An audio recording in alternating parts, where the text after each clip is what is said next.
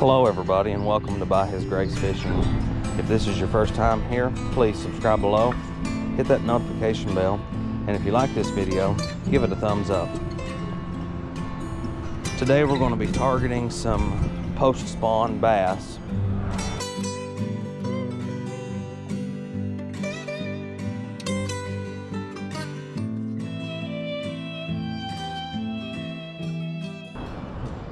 Today we're going to be starting off with a Yum Dinger in baby bass color.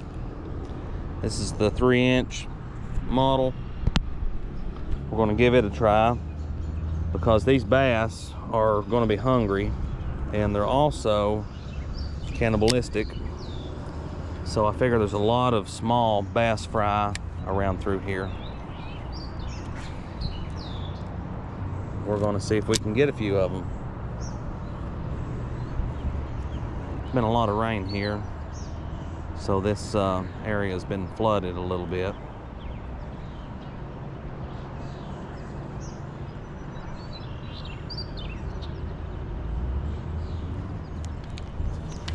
Well, we just missed that one right there.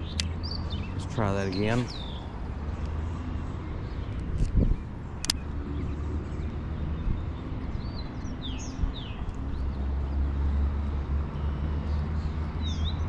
I like to fish this smaller sticko more like a little jerk bait.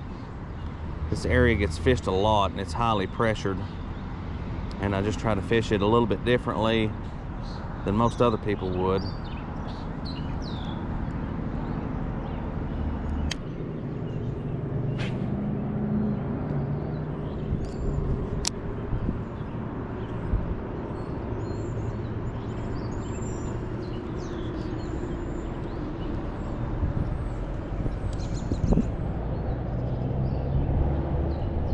There's one.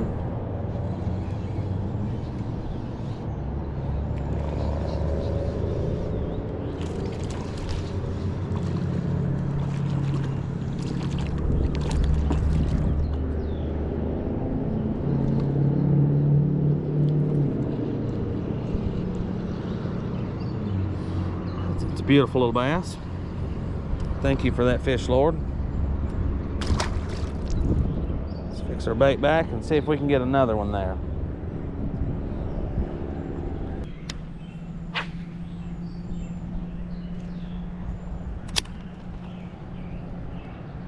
Trying to get a little backlash there. I'm having to run a pretty loose spool to get this bait out there on the bait caster.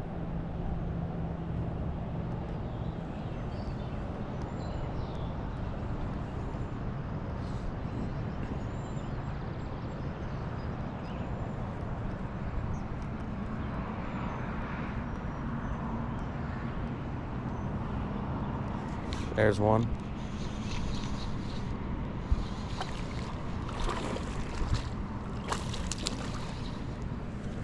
Come on in here.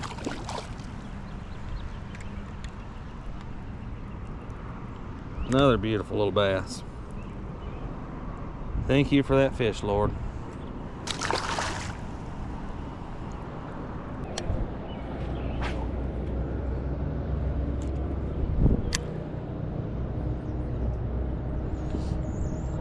There's one.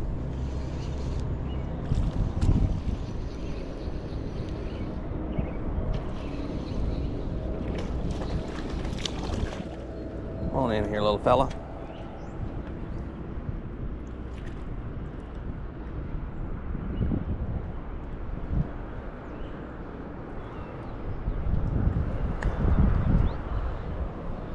It's another beautiful fish. Thank you for that fish, Lord.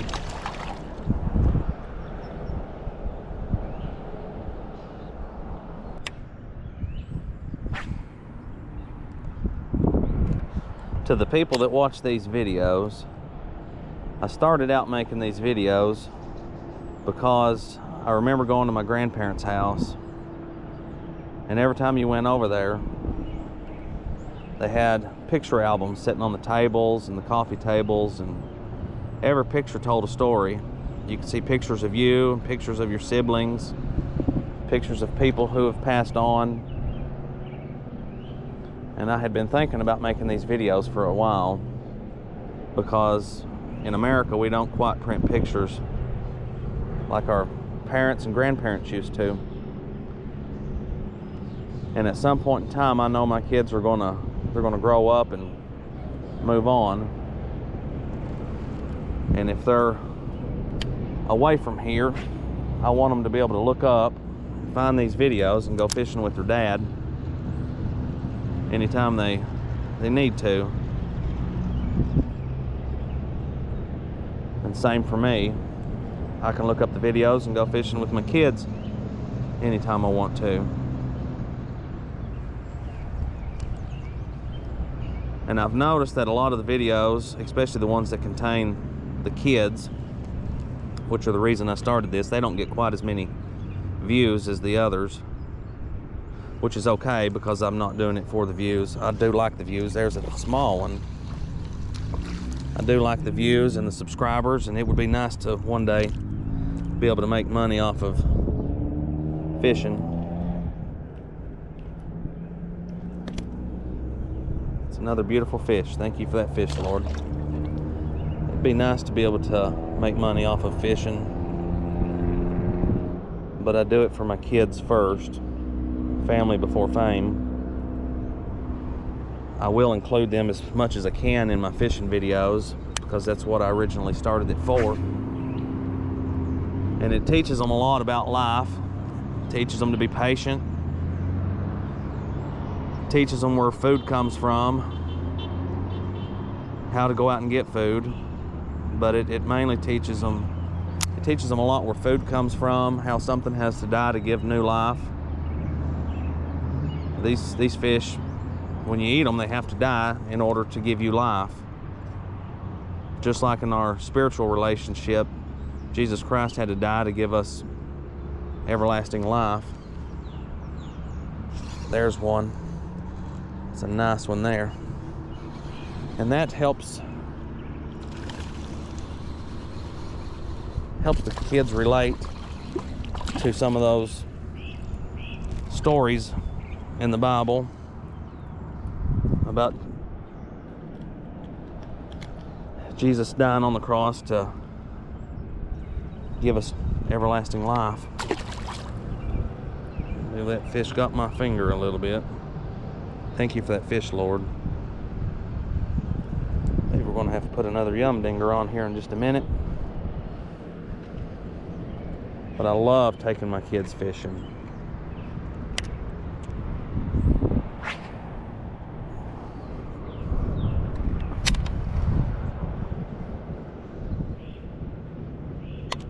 We don't get a whole lot of views on some of the videos with the kids fishing. That's okay. As long as I'm making memories with them, that's what counts.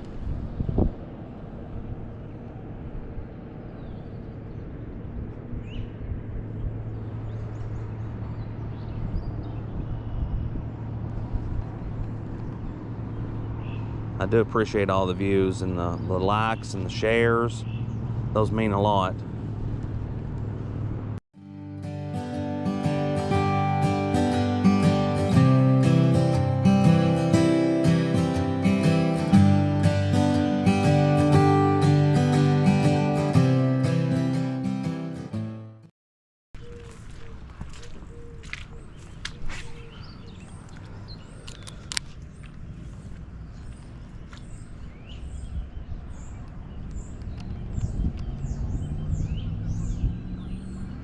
I know we haven't caught them all. There's another one. It's a small one.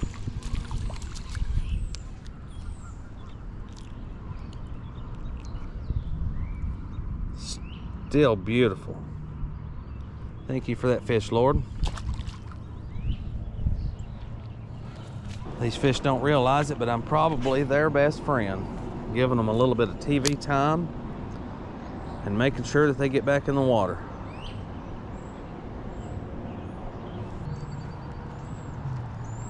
There's one. Feels like a little decent one again.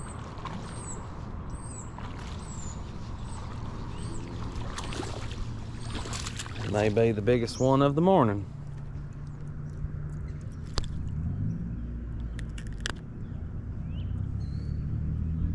Thank you for that fish, Lord.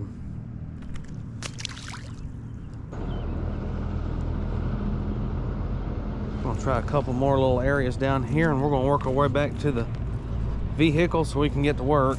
This was just a quick trip. This is how most of my fishing videos are. They're all quick trips, usually before or after work.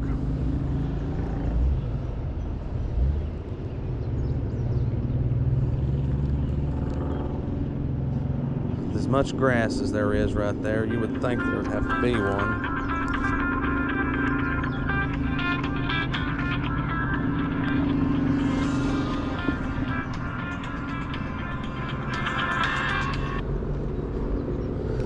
Good telemarketer there, and that fish is still on there.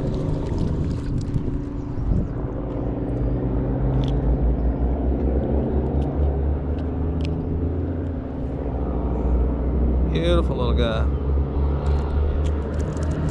Thank you for that fish, Lord. Beautiful little guy.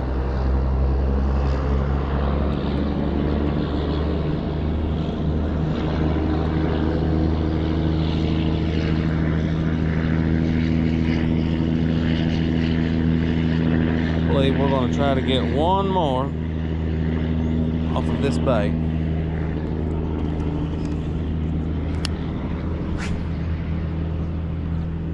One more, and we're going to change it.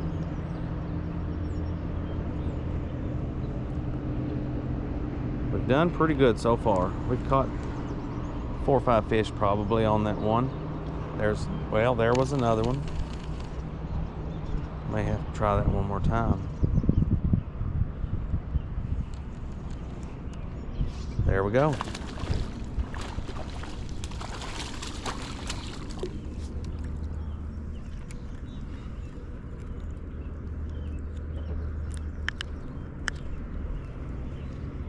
Another beautiful fish.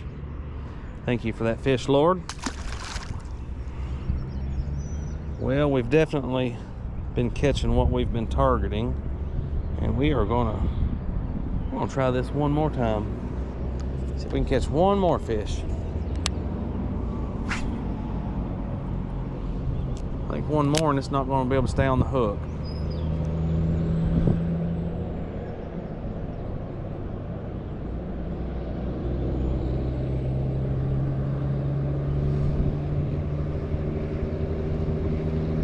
There's one.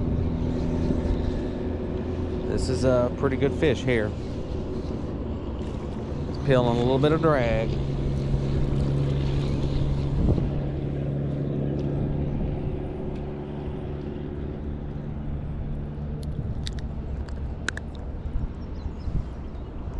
Thank you for that fish, Lord.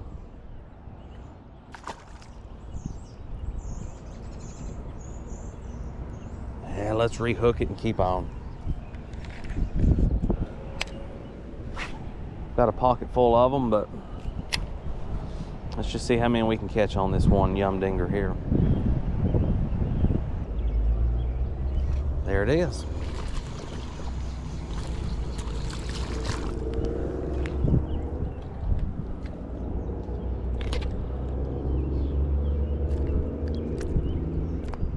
I'm gonna let you go, little guy. Thank you for that fish, Lord. I'm gonna let you go. Hold on. Here he goes. Can we catch one more? Same bait. It's getting pretty rough. I don't think that was the same bait that we were, or the same fish that we hooked that first time. It wasn't, because there was another one. I believe he tore our bait that time.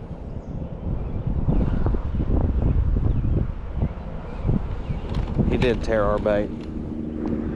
One thing I like to show my kids, though, is when your bait gets wore out like that and you're using a small hook, hook that thing right in the center, wacky style. It's not going to have the same castability most of the time. I'd actually cast it further. and wacky stick that thing in. Looks more like a bait fish or a fish that's dying. And a lot of times you can get a couple more fish off of that same bait. It just tends to hang up a little easier with an exposed hook like that, especially using a wide gap worm hook.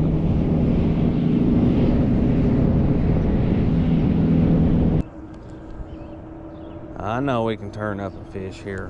One more on that bait.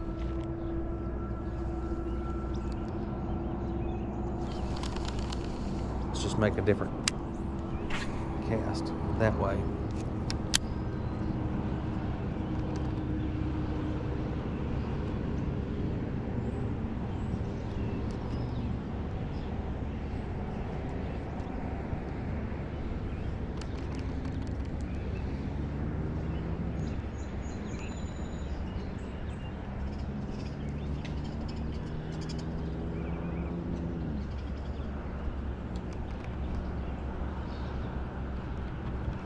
There we go.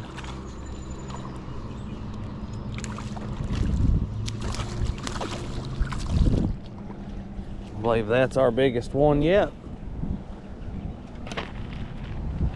Almost dropped my rod there. That is our biggest one, I believe.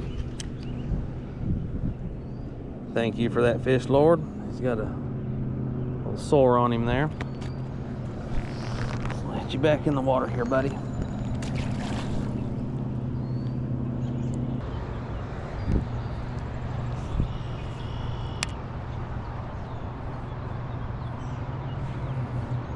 This was where I seen that fish hitting the water. I didn't get any bites. There's a rock shelf here. Looks like it would have something on it. Even if it's a rock bass or a catfish. There he was. I knew it had one in there. Wasn't expecting that. I knew there had to be a little fish in there.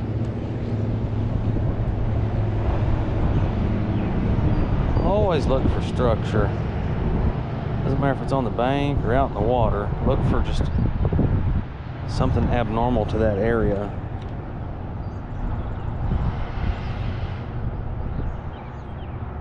And there he was.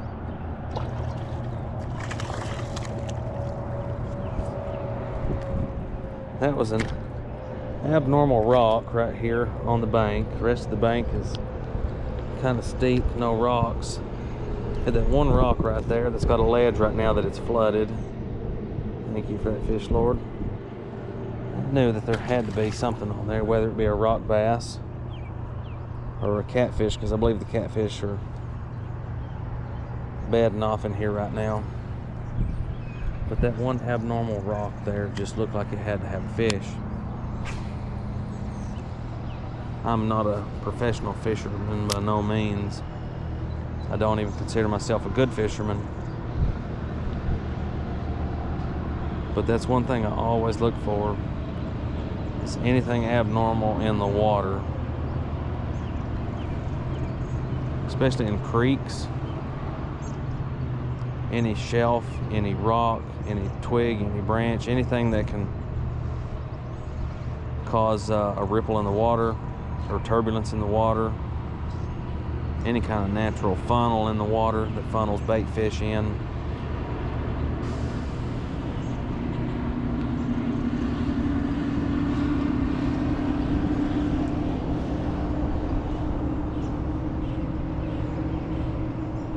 Anything like that. Most of the time, if you hit all those spots, you'll have a better chance of catching a fish. Don't be afraid of structure.